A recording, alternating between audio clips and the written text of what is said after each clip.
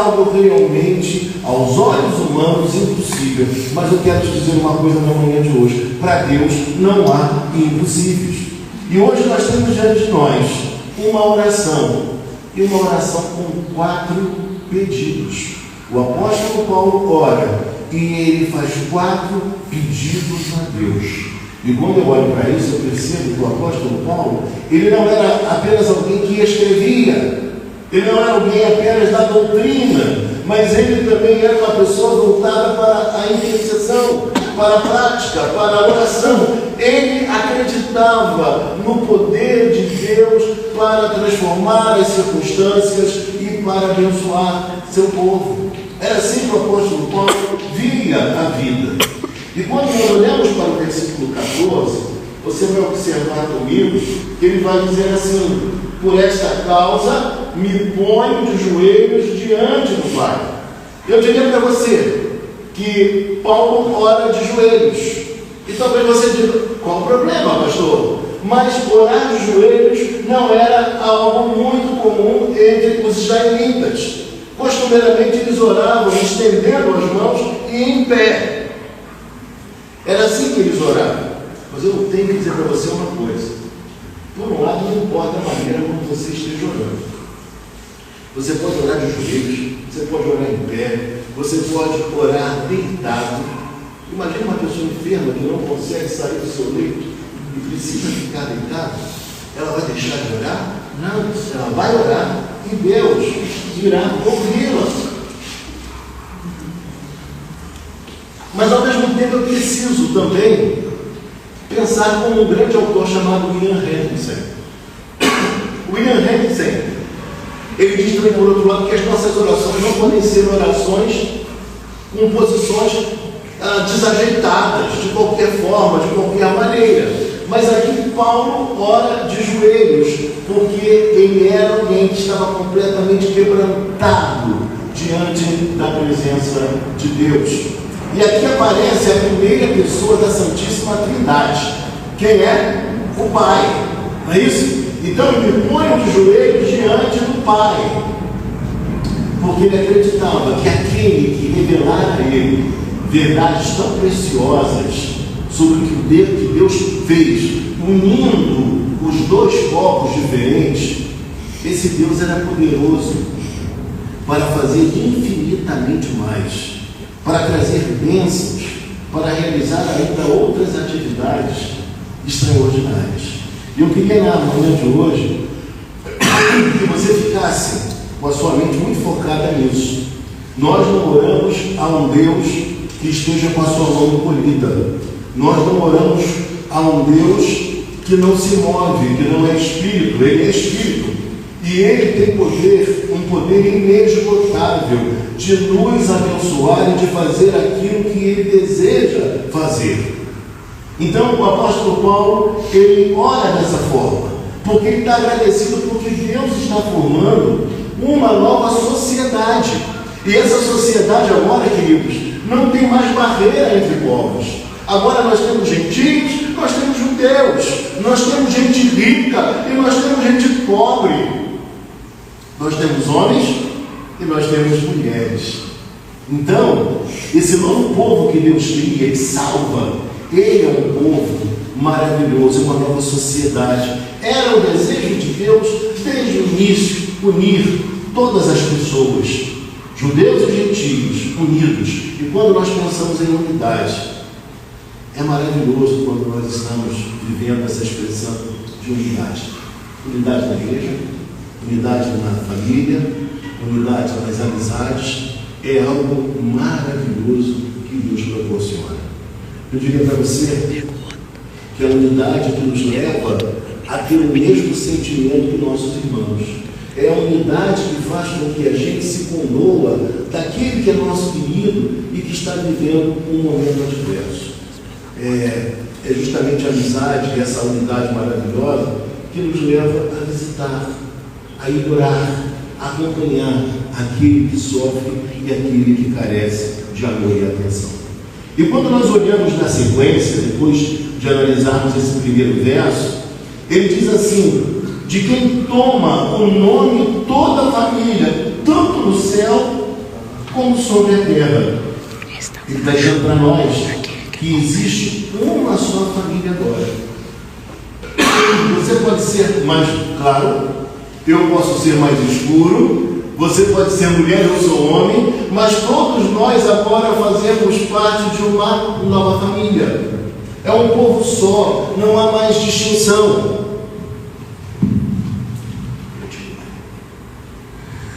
Não há mais distinção, agora nós fazemos parte de um só povo. E aí tem mais uma coisa importante aqui nesse verso.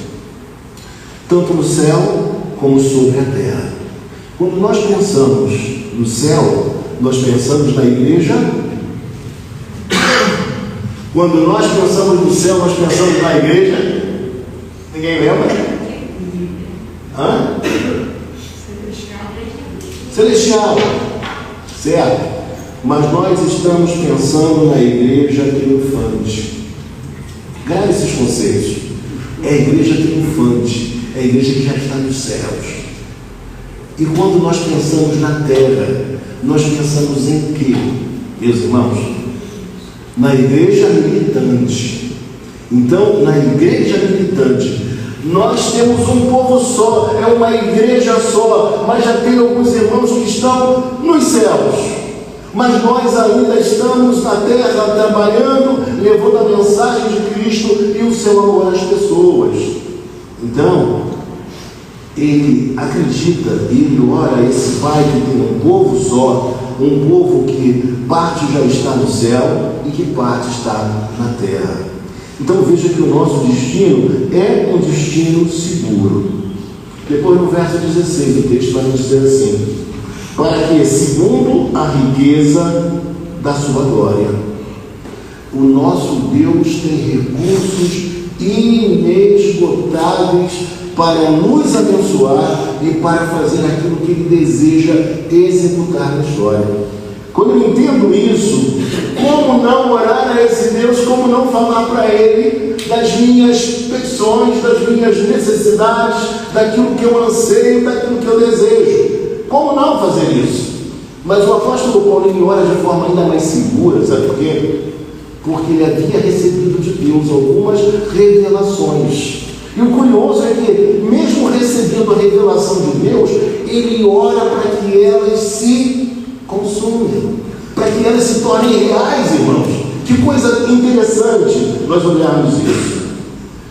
E o texto fala: vos conceda que sejais fortalecidos com poder. Aqui nós encontramos o primeiro pedido que o apóstolo Paulo faz: vos conceda que sejais fortalecidos no poder, mediante o seu Espírito no homem interior.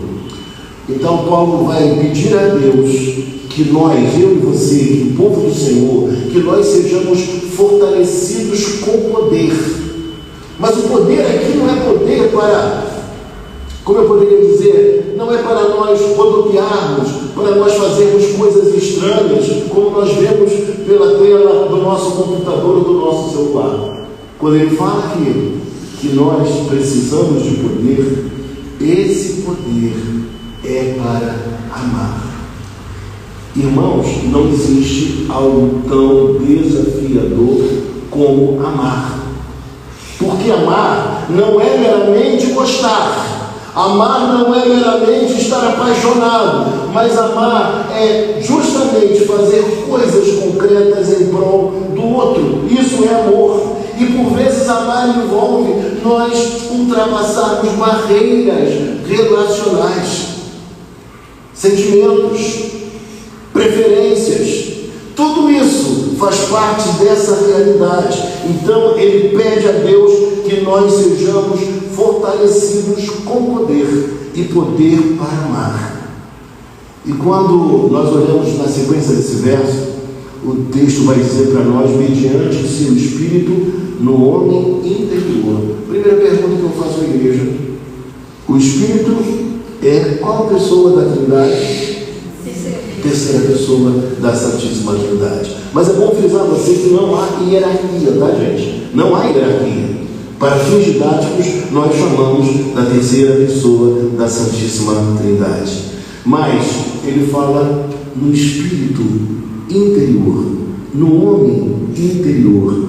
Paulo está dizendo que a nossa espiritualidade, esse amor, tudo isso precisa ser bem desenvolvido dentro de cada um de nós. Ou seja, Deus já fez esta obra, mas nós precisamos agora viver em conformidade com esse amor, com essa transformação que foi operada dentro de mim e dentro de você também. É uma nova realidade espiritual que se inaugurou, é uma nova sociedade, é um novo homem. Deus está trabalhando em nós para que a nossa compreensão da vida, a nossa cosmovisão, como nós temos estudado na igreja, a visão de mundo, ela possa ser radicalmente mudada, transformada.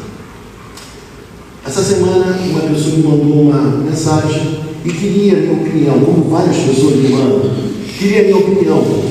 E eu respondi a ela com muito amor, com muito carinho e atenção para dar a ela uma boa resposta, uma resposta coerente.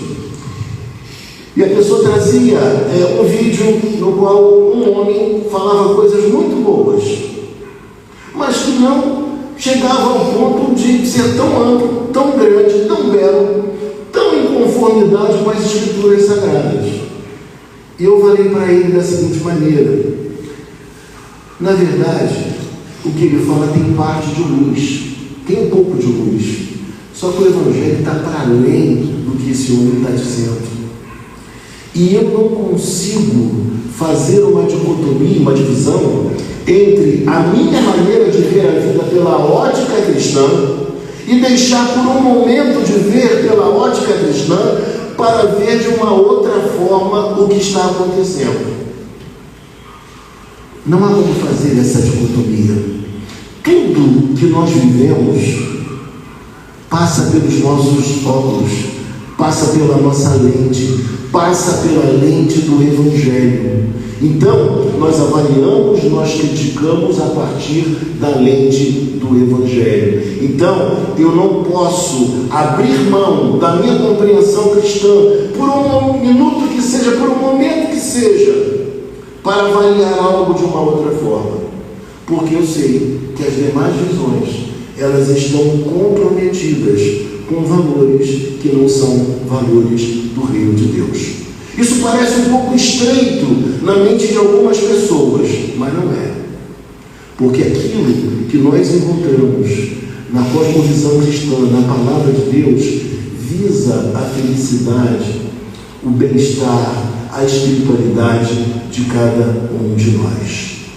E olhando para o texto vai nos dizer assim: e assim habite Cristo no vosso coração.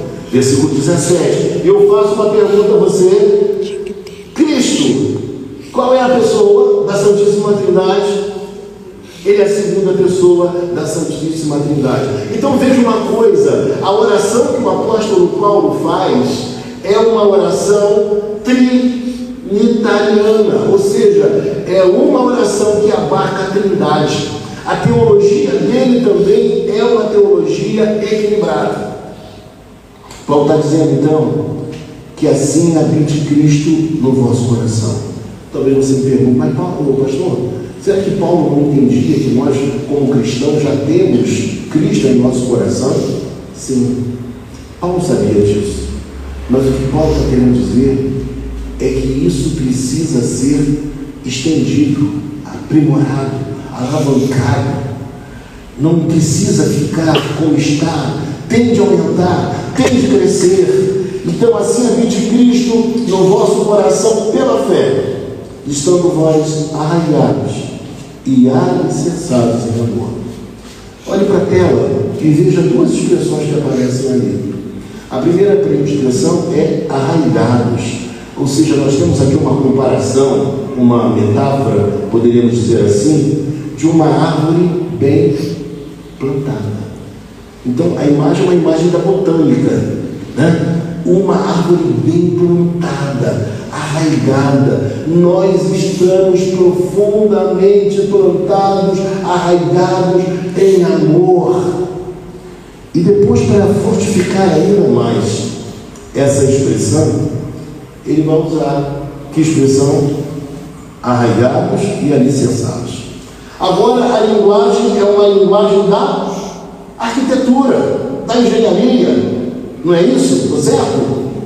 Então, o que ele quer expressar com essas duas expressões? Ou melhor dizendo, o que ele quer dizer com essas duas expressões?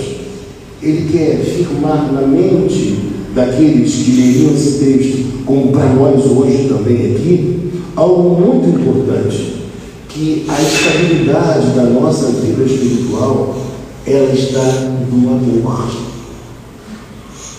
Nós estamos fincados, plantados, nós estamos alicerçados em amor, e somente o amor pode nos ajudar a vencer as diferenças e os estranhamentos que possam existir. Paulo, na verdade, ele está orando para que haja o quê, irmãos?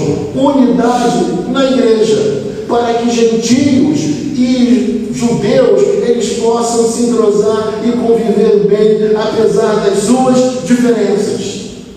Isso é possível. E como é lindo perceber, como é lindo você entender o que Paulo foi portador. Que revelação Paulo recebeu. Que coisa extraordinária. E pela sua pena ele escreve essas coisas. E portanto, quando chega no capítulo 3 e ele ora com o coração aberto, alegre, cada vez mais crente, acreditando mais ainda que Deus era poderoso para fazer coisas surpreendentes. E eu pergunto a você na manhã de hoje: você se tornou tão formal que não crê mais em coisas surpreendentes? Será que você ainda crê que o nosso Deus não mudou? Que Ele é poderoso para transformar as circunstâncias da nossa vida? Eu acredito que sim, o nosso Deus, Ele é poderoso, Ele não mudou, e Ele vai fazer grandes coisas como tem feito grandes coisas. Amém? Amém. E quando nós olhamos para tudo isso, nós vemos que o que traz estabilidade à nossa vida espiritual é justamente o amor. O amor que é tão propalado nesses dias, o amor que é tão buscado por pessoas e que não entendem que precisam primeiramente conhecer a Cristo, conhecer esse amor divino e a partir daí se relacionar com base no amor, com base nos valores do reino. E na sequência, meus irmãos, depois do apóstolo Paulo ter feito o seu segundo pedido, que é que o povo de Deus pudesse estar arraigado, alicerçado em amor, nós vemos no versículo de número 18: a fim de poderdes compreender com todos os santos qual é a largura e o comprimento e a altura e a profundidade. Primeira coisa que me chama a atenção no verso 18 é que ele fala que para poderdes compreender com todos os santos. O conhecimento de Deus, a profundidade de Deus, esse amor maravilhoso de Deus, não pode ser compreendido de forma isolada, fora do rebanho. Não pode ser algo vivido por aqueles que nós chamamos de desigregados. É algo que é vivido dentro da comunhão dos santos, dentro da espiritualidade cristã. É aí que nós vivemos essa realidade, com todos os santos. Fala do corpo, fala da unidade. E depois aparece qual é a largura. Por que largura, irmãos? Porque esse amor de Deus e as obras de Deus, o intento de Deus, ele precisa ser largo para alcançar toda a humanidade. Judeus e gentios, povos de todas as línguas, povos, raças, etnias, costumes, culturas, não importa. Deus tem, de fato, um amor que é largo, um poder que é imenso, que é capaz de atingir as pessoas de toda a humanidade. Ele pode salvar pessoas na Europa, Ele pode salvar pessoas na África, Ele pode salvar pessoas na Oceania, Ele pode salvar pessoas de todos os lugares. Depois o texto vai falar, e o cumprimento, para durar o quê? Por toda a eternidade. Não vai ser algo que vai durar por apenas um período de tempo. Nós estamos acostumados a ver, né, na televisão, por exemplo, na imprensa, casais que a gente olhava e dizia: que coisa boa, esses dois atores estão namorando, esses dois atores se casaram, que coisa boa, poxa, finalmente uma família de artistas que estão caminhando bem, estão felizes, estão alegres, estão abençoados. Daqui a pouco, quando você menos espera, aquele casal que você torcia, que você orava, que você ficava feliz, chega a notícia que aquele casal se separou. Embora não sejam às vezes cristãos, mas a gente tem dentro de nós, vou usar uma palavra simples aqui, mas uma torcida por eles. A gente encontra a alegria que as pessoas caminhem bem, independentemente da sua religião, fé. Mas de repente chega a notícia que eles se separaram. E o que eu quero dizer com isso? É porque a largura, o cumprimento, não é duradouro, não é para sempre como deveria ser.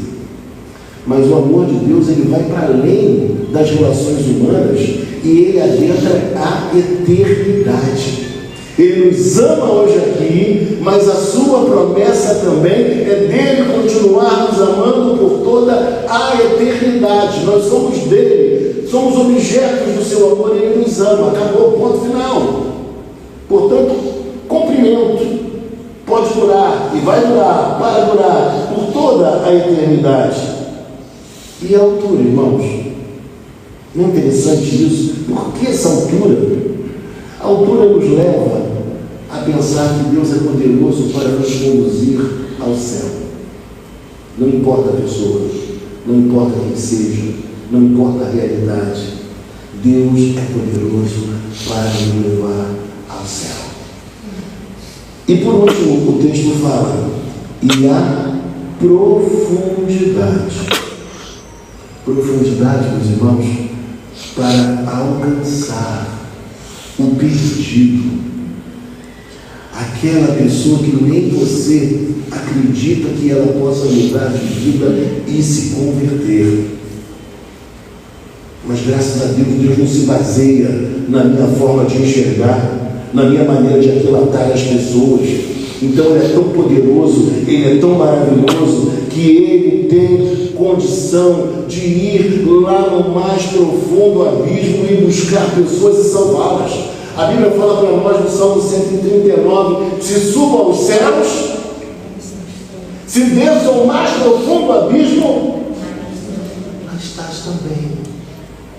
Mesmo aquela pessoa que está detida no pecado, aquela pessoa que não consegue se desvencilhar do erro, da conduta, da falha moral, aquela pessoa que está praticamente uma distância enorme do que seria uma vida aceitável.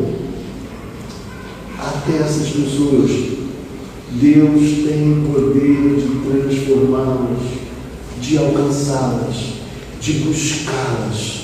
E por vezes nós ficamos surpreendidos, porque pensamos assim: como essa pessoa foi tão transformada por Deus, como ela foi mudada, que poder maravilhoso Deus tem. Agora imagine você, o povo gentio, que era um povo que adorava diversos deuses. Dentre os deuses que eles adoravam, havia um deus chamado Moloque. Quem lembra desse deus Moloque? Lembra? Que recebia sacrifícios humanos de bebês, de crianças. Queimadas. Mas esse povo foi alcançado por Deus também. Deus estendeu suas mãos e salvou pessoas entre os gentios. Para Deus não há impossíveis. E o apóstolo Paulo se alegrava com isso. O apóstolo Paulo se encantava em saber que essas pessoas foram amadas por Deus e foram desarraigadas de uma vida infrutífera das trevas, como diz para nós a palavra de Deus em Colossenses, capítulo 1, versículo 13. Ele vos transportou das trevas para o reino do Filho do seu amor. Ele vos transformou do império das trevas para o reino do Filho do seu amor. E o texto fala para nós ainda. Nós vemos aqui o terceiro pedido, versículo 19. E conhecer o amor de Cristo, que excede todo entendimento, para que sejais tomados de toda a plenitude de Deus. Duas coisas importantes no verso 19. A primeira delas é que esse amor de Cristo, ele vai para além da nossa condição de compreendê-lo. É um amor muito grande. Como alguém pode se doar como Cristo se doou? Como se entregar como Cristo se entregou? Como descer da sua glória e habitar entre nós como Cristo fez? Então é um amor tão profundo, irmãos, que nós não conseguimos esgotá-lo, compreendê-lo de forma exaustiva. E o segundo ponto que nós vemos também aqui, e aqui nós temos a quarta oração, ou o quarto pedido desta oração do apóstolo Paulo: para que sejais tomados de toda a plenitude de Deus. Paulo está dizendo aqui uma coisa importante também. Você que aqui está nesta manhã, saiba de uma coisa: a plenitude de Deus, ela não se esgota. Nós vamos crescer, nós vamos amadurecer, nós vamos nos desenvolver na nossa espiritualidade, no conhecimento de Cristo. Mas isso nunca será o que? Exaustivo, nunca será total aqui na face da terra. Será um conhecimento ainda limitado, que vai crescendo, que vai se desenvolvendo, mas ele não pode ser jamais o que? Parado, estancado. Nós precisamos continuar acreditando, crescendo e desenvolvendo. O apóstolo Paulo, ele está dizendo que nós precisamos crescer rumo à maturidade, rumo à plenitude do nosso Deus. Isso deve acontecer conosco durante toda a nossa caminhada. Você não deve parar por aqui. Você não deve desistir, parar no meio do caminho. Deus quer se mostrar ainda mais, tem muito mais coisa para nós conhecermos. E para finalizar, ele conclui dizendo assim: ora, aquele que é poderoso para fazer infinitamente mais. Aquele que é poderoso para fazer infinitamente mais do que tudo quanto pedimos. Primeiro ponto. Você pega Deus além das coisas, você coloca diante dele, precisamos colocar. Mas ele diz mais ainda, ele diz assim: tudo quanto pedimos ou pensamos. E por que pensamos? Significa dizer que existem coisas que nós não nos encorajamos de colocá-las diante de Deus, ou porque são muito pequeninas, ou porque nós pensamos que essas coisas Deus não se preocupa com elas. Talvez Deus esteja preocupado com gente mais santa do que a gente, com gente melhor do que nós. Pode passar essas ideias pela nossa cabeça, quando não é assim. Então, tudo aquilo que nós pedimos ou pensamos. E é lindo saber que nosso Deus, ele é onisciente. E ainda que nós não falemos para ele aquilo que nós estamos pensando, ele sabe. E se estiver de acordo com a sua vontade, ele nos concede. O nosso Deus não é alguém limitado que precisa de informações ao nosso respeito. Se você está bem hoje, ou se você amanheceu com febre, ou se está com algum outro problema. Mas talvez você me pergunte: mas pastor, então você está querendo dizer que Deus já sabe o que se passa conosco? Então por que nós pedimos, se Deus já sabe? Não é verdade? Eu vou explicar para você. A oração é um meio de graça estabelecido por Deus. Anote isso. É um meio de graça estabelecido por Deus para que nós sejamos abençoados. Perde de espiritualidade, de crescimento, de desenvolvimento quem não coloca diante de Deus as suas petições, os seus sonhos. Mas o que é mais maravilhoso é saber que ainda que nós não o façamos, Ele sabe.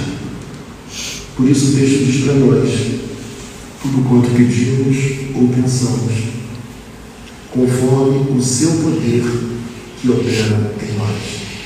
E eu digo para você, qual o poder que opera em nós? É o poder inesgotável do nosso Deus.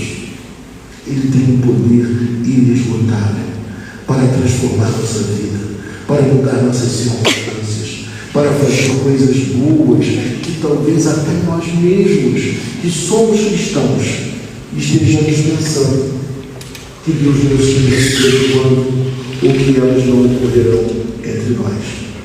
Agora eu quero perguntar a você: como você tem se aproximado de Deus para orar? E quem é Deus para você? Eu queria colocar na tela uma frase, um pensamento. Olha o que esse pensamento nos diz: você está se achegando a um rei. Traga com você grandes petições, pois seu poder e graça são tais que ninguém poderá um dia pedir demais. Vamos ler todos juntos? Você está chegando a um rei. Traga com você grandes petições, pois seu poder e graça são tais que ninguém poderá um dia pedir demais. Quem é o seu Deus? E olha que quando eu falo isso, vocês me conhecem, eu não estou falando de teologia da prosperidade. Esse homem, John Newton, ele era o comandante de um navio negreiro. Não sei se vocês conhecem a história dele. Ele se converteu. Quem lembra daquela música Amazing Grace? E ele teve uma vida muito triste, porque ele se arrependeu dos males que havia feito, de ter transportado escravos. E ele teve um encontro com Cristo e é transformado radicalmente. Deus faz uma obra inigualável em sua vida.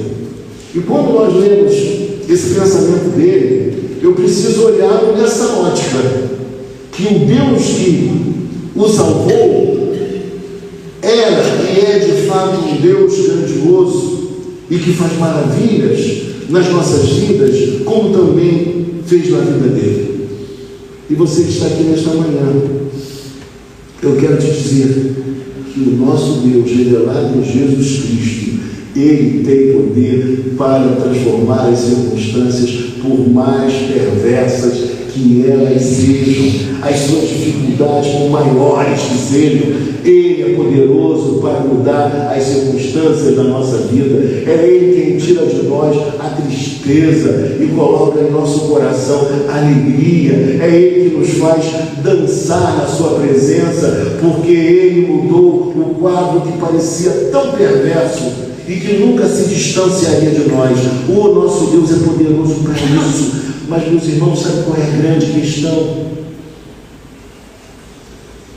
É que nós temos pessoas pela internet, pessoas entre nós, pessoas que deixaram de acreditar como já acreditaram no dia. Ter aquela fé de menino que confia no Pai e acredita que o Pai é bondoso e amoroso. E eu digo para você uma coisa nesta manhã: o meu pai não era crente, o meu pai era um pecador, mas eu não conheci um homem natural tão bom quanto o meu pai. Mas eu digo para você, se meu pai, que era pecador, cuidava tão bem de nós, imagina o Pai Celestial. Ele tem um cuidado todo especial com as nossas vidas. Por que não nos debruçarmos diante dele, nos prostrarmos, como Paulo diz no texto, no verso 14, e orar a ele de forma confiada? História linda que nós temos hoje aqui. A união de povos diferentes, salvos por Jesus Cristo. Salvação de pessoas que Deus continua fazendo, porque é largura, é altura, é profundidade. Deus tem esse poder que só Ele tem, é inesgotável. E no dia de hoje Ele quer abençoar. No dia de hoje Ele quer alegrar o coração de gente que está sofrida, que está chorando, que está desalentado, que está sem expectativa, que está sem perspectiva humana para crescer, para se desenvolver. Ele está aqui e tem poder para fazer maravilhas, porque Ele não mudou. Vamos ficar de pé e vamos orar ao nosso Deus.